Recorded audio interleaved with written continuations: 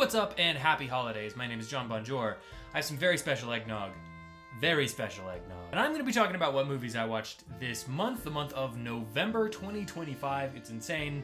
It's insane that that is already done. As these videos tend to go, it's going to be pretty chill, pretty loose. I'll probably play some footage of me drawing something, who knows what it'll be. And that's pretty much it.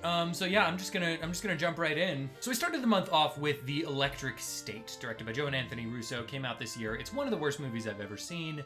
I made a video about the state of CGI characters in live action movies, and it is one of those. It's one of the worst example of those. I don't really have a lot to say about it that I haven't already said in that video. I am also very proud of that video, so go check that out, really is more important. After that, I watched The Jerk because my dad had seen this movie. He has a story about how he saw The Jerk, I think, 5 times in a theater, which at the time was a lot. I've seen a lot of movies 5 times. I've blown out my sensors, but that is still a lot of times to see the movie The Jerk. And you know what? Okay. I had prepared myself because I've heard this story growing up for so long. I have prepared myself to hate this movie, to think it was a big, stupid movie that wasn't funny and not worth seeing. And I kind of liked it. I think The Jerk is such an interesting comedy in the sense that, like, I don't think I've ever seen a movie that lingers and stays on all of its bits as long as this movie does, which sounds really annoying, but there's something about the delivery, something about the way that this operates that I just really like.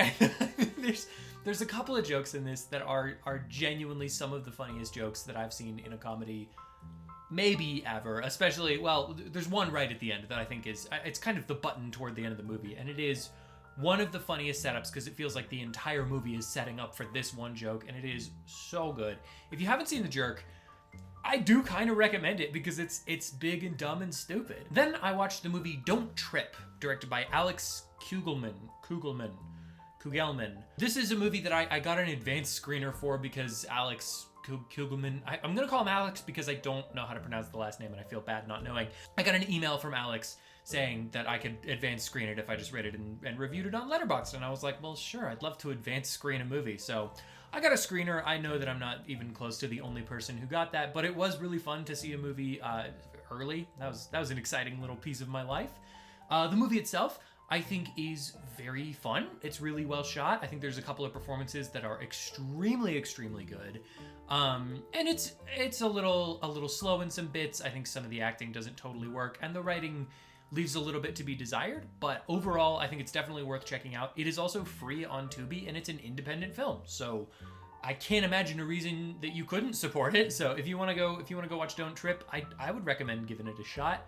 I'm excited to see what Alex does in the rest of his career, and just, yeah, I mean, it's, I can't say that it's the best movie I've ever seen. I can't say that I was fully enraptured by the film, but I did enjoy it, and I think as like a feature film debut, it's solid, and I think it's worth checking out.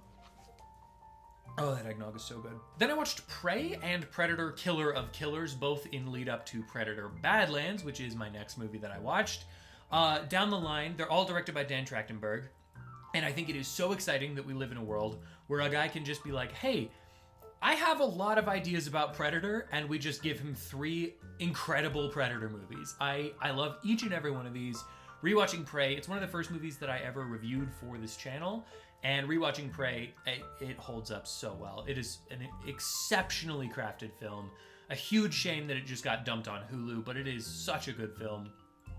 Killer of Killers was also really good. The animation was awesome, and the delving into the Predator universe was really cool. It's just an extremely badass movie. If you like Predator, I think it's worth checking out. Predator: Badlands, I was equally happy with. I've sat on the movie for quite a while, and I was gonna review it because I reviewed Prey, but I decided not to because I'm not really trying to do movie reviews in the same capacity as I was before. I want to talk about things about movies, not just review the weekly movie. That said, Predator: Badlands was the closest I've gotten to just going back to the original formula, because I really loved that movie. It is one of my favorites of the year. It's not my favorite of the year, but it's one of my favorites of the year. And I think Dan Trachtenberg, whoever gave him the green light on all of these, is a visionary, and he himself is a visionary. This is everything that I was hoping the Terminator franchise could possibly be. And I mean that in the most heightened sense, I guess. Like, I want Terminator to be a movie, a series that reinvents itself with every movie and does unique things. and Predator, I think these last 3 Predator movies have all done that in unique and interesting ways that all feel cohesive to the original Predator, which is important. If you haven't seen Predator Badlands, I highly recommend it. It is a fully great time at the movies. Then I rewatched Fantastic Four: First Steps. It is still so wonderful and so wholesome. It was fun revisiting that kind of separate from Superman because it's easy to compare them, especially when you have been 100% blown away by Superman and then like 2 weeks later you watch Fantastic Four. It's nice to get a little separation. Rewatching Fantastic Four, I really love this movie. I still think there's a couple of things that don't totally work about it, but overall I think it is one of the better Marvel movies. End of sentence, end of thought. I think it is one of the better Marvel movies. Then I found out that Barnes & Noble was having their 50% off Criterion sale, so I got a few movies. The first of which being Three Colors Blue, and I have my phone here because there's no way I was going to get the name right. Directed by Krzysztof Kieślowski. I do not know how you pronounce that name. It was an exceptional piece of filmmaking. It's a very interesting movie. It's part of a trilogy called Three Colors. I think it goes blue, red, white, if I remember right, or maybe blue, white, red. I don't totally remember. I haven't seen the other two, but I did buy them on the Criterion sale. But yeah, I mean, this is just, it's an exploration of grief in a way that I think is very different from what it seems like it might be. It's a very detached exploration of grief. It's a very emotionless on its surface, but extremely, extremely deep emotion when you look into it. I think it's one of those movies that what you put into it, you get out of it. And it is really well shot, very interestingly directed. To get fully into my thoughts on this movie, I would have to make an entirely separate video. But I was blown away by this thing. Obviously, it's a Criterion movie, so it's going to be a really good movie, or generally has. I don't love all of the Criterion movies, but I can see the artistic value of all of them. This happens to be one that I fully loved and also see the artistic value in. It's a movie that I'm going to be thinking about for a very long time, and the reason I haven't seen the other 3 in the trilogy is because I don't want to just burn those. I don't want to just consume all the movies to have seen the movies. I really want to sit on them and let them simmer for a while, and I don't totally know, like, I don't know when I'm going to watch the next 2 exactly. I did the same thing with the Before trilogy. Well, those I did pretty close together. I'm letting them simmer in the same way that I did there, and I'm letting the timing find me a little more. After that, When Harry Met Sally, one of the all-time great romantic comedies. I mean, it's weird doing these videos because I go from something like Three Colors Blue that probably most normal people, regular people, non-film bro people have never heard of in their life. And now going straight to When Harry Met Sally, like the movie that everyone and their dad and their uncle and their aunt have seen. It's still a great movie. I forgot how... There's a siren. I forgot how creative the movie is, and I forgot how artful the film is, because I think when you're so inundated with things like Hallmark movies, and even like Regretting You or whatever was coming out a few days ago, like when we as a culture have accepted the mediocrity that we do in the genre of romantic comedy, it makes it hard to remember that some of them can actually be like well-made films and good art. And When Harry Met Sally, I think, is a perfect example of a very satisfying movie from a story perspective and an acting perspective, but it is also a well-crafted, intentional film. Then I watched Goldfinger, one of the original James Bond movies, and it's still great, it's still problematic. It's weird watching those movies, and like I watched a portion of it with Darcy, my wife, and there is an element of those films that I'm a little ashamed of liking. I don't like the element, but I do like the movies. They're extremely sexist and kind of racist sometimes, and there's moments, like it shines through in these specific moments where you're like, ooh, that's distasteful. It's kind of hard to enjoy the art without condoning the art or fully accepting everything that they're throwing at you, especially when the point of the movie is not that that's a bad thing. So that's an interesting challenge I go through every time I watch one of the old Bond movies of, am I okay with consuming a piece of media, watching this art that is so okay with the things that I'm not okay with and making no statement about them, just doing it as if it was a regular thing. And part of me is okay with it, part of me isn't. I'm always a little torn on those. But Goldfinger overall is a very fun movie. It's a solid spy thriller, so there's a lot of good to be had You just also have to kind of accept a couple of things that are a little tough these days to swallow. It's the thing I think that keeps the James Bond franchise from being my all-time favorite spy franchise. There's a lot of baggage with those things. Goldfinger is a very fun movie overall, though. And there's like a kitschiness to the original James Bond movies that I think is very fun and very entertaining. Then I watched Mandy, directed by Panos Cosmatos, and it is still one of my favorite movies ever made.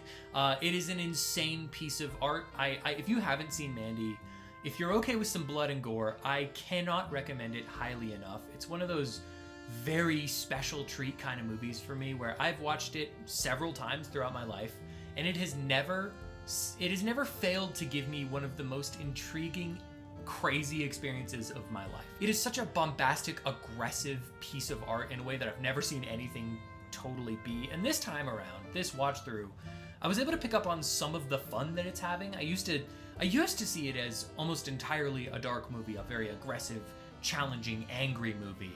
And it is that. There is a lot of that to it, but the movie is also having fun with everything that it's doing.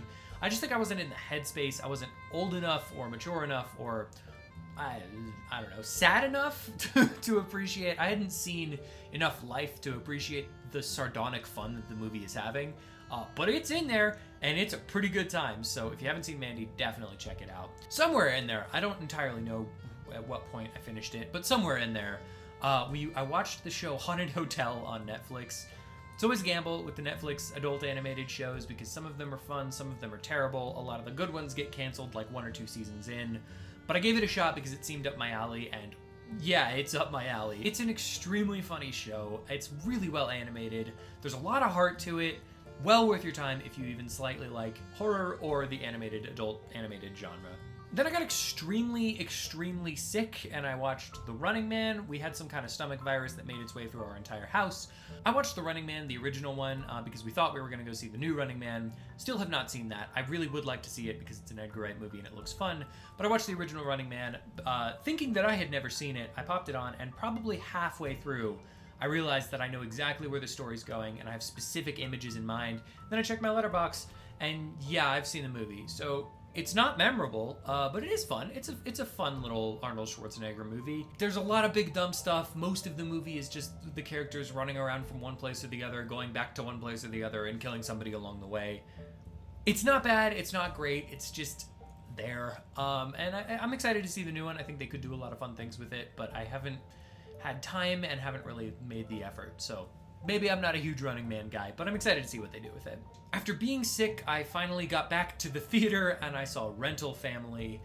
That is one of my favorite movies of the year, without question. To be fair, I do have a running list of my top 10 favorite movies of the year, and I have 25 possible movies that are on that list. So there's a lot of competition, but Rental Family is extremely genuine. It's one of those movies that feels like it should lean in the direction of like a Lifetime or a Hallmark movie. Not a Lifetime. Lifetime the one that does the dramas? I don't remember. Anyway, it feels like it should lean into a Hallmark territory. It feels like it should lean easy and unchallenging, and the family movie that's just kind of like, yeah, we'll present some kind of antagonist or some kind of darkness, and then we'll just sort of be like, but it's okay because the family's here and everything's fine.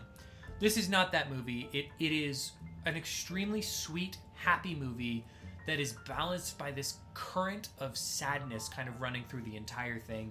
It made me weep multiple times, for good and bad. It is genuinely an exceptional film. I think Brendan Fraser is a guy who I think has had a lot of good movies and a lot of okay movies and several bad movies. I think this is probably the best I've ever seen Brendan Fraser. He really brings the emotional side in both the positive and negative direction, and I loved this movie more than I can express. I cannot wait to own it on Blu-ray.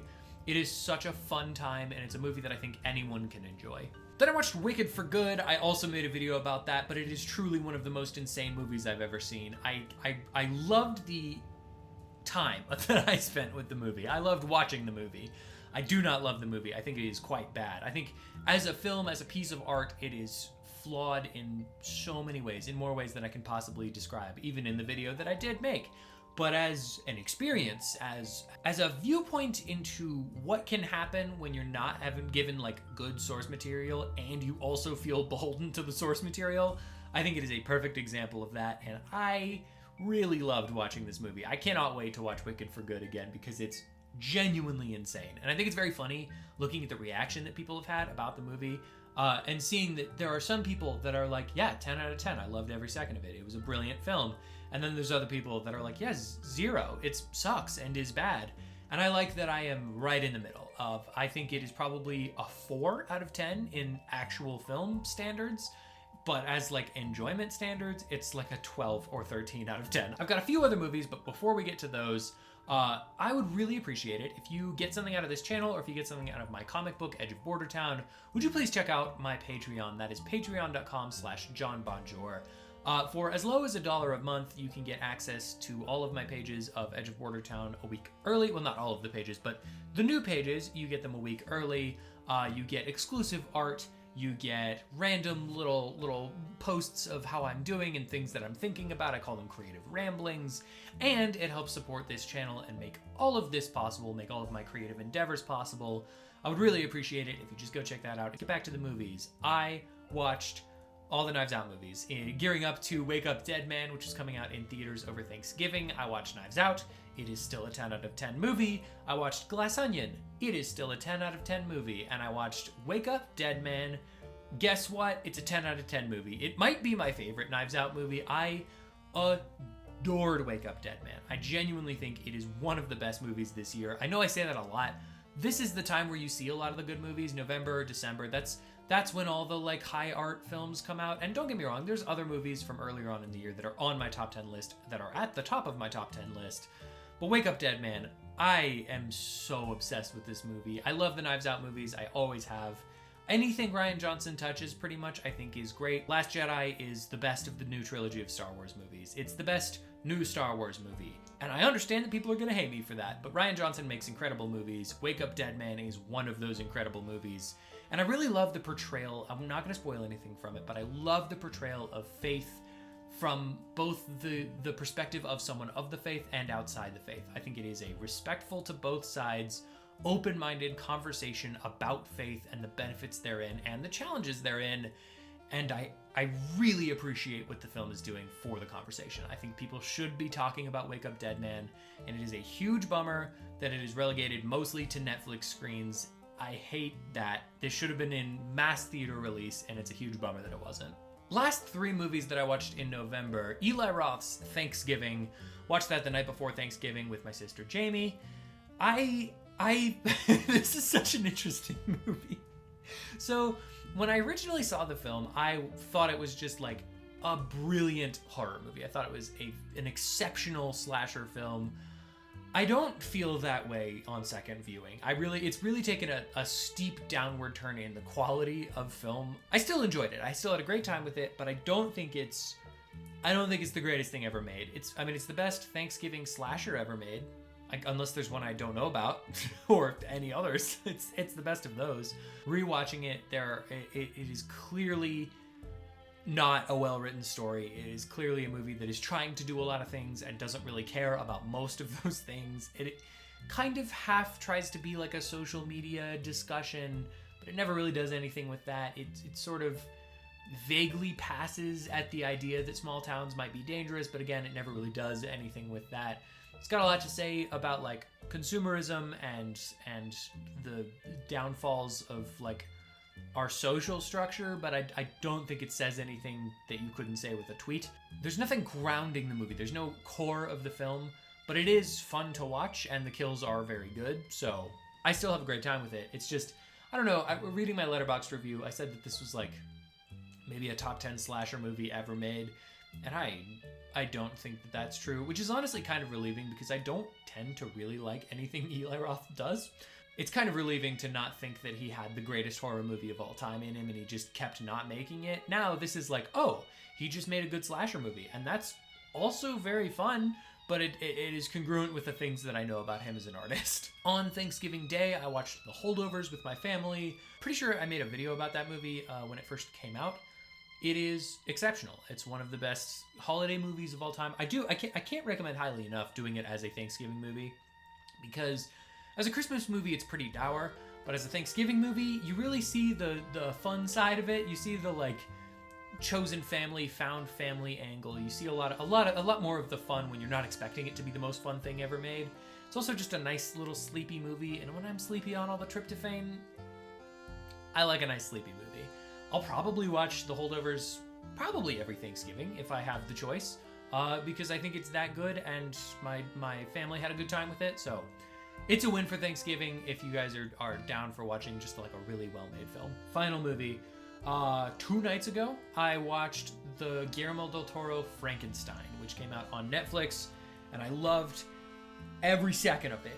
It is a movie that takes its time. It's 2.5 hours long, and I think it is extremely for the better for that. I think every second of the movie is building, every second of the movie is layering all of these intricate emotional details, all of these story beats. The second, there's like a midway twist kind of thing. Not really, I don't know if it's a twist, but it definitely takes a direction about halfway through that I was fully not expecting, and boy, trust me when I tell you that I was elated when that happened. It's such an interesting thing because we've done this a lot. We've done a lot of Frankenstein movies. We've tried to adapt Mary Shelley's Frankenstein quite a few times, and I think some of them have done well. Some of them, Mary Shelley? Is Mary Shelley the one that developed? No, that's Marie Curie. Anyway, Frankenstein. We've done Frankenstein a lot. And I think we're done. I think we can stop doing Frankenstein adaptations. We can do fun things like The Bride looks really fun. Poor Things was a good Frankenstein-y kind of movie. We can do things with the character of Frankenstein, but I think we can stop trying to adapt the book. He made the movie that everybody's been trying to make whenever they make a Frankenstein movie, and he did it better than anyone I think has ever done it. So we can stop doing Frankenstein. We got him. Thank you, Guillermo. Thank you, artists who are currently thinking about doing a Frankenstein movie. We're good. So that is all of the movies that I watched in November of 2025. A few small life updates, because I think that would be a fun way to end these, as I'm basically treating them as just a life journal. I am doing well. My grandmother did pass in October, as I think a lot of you guys know, and it sucked. It was a huge bummer, and I'm healing in the healing process of that, which is really good. We're gonna go out in January and see all of that side of the family, which will be really nice. Gearing up for Christmas has been really fun. I'm gonna be going out to California coming up here, so if I'm a little slower making videos, that's probably why. But I'll be gone for like a week or so.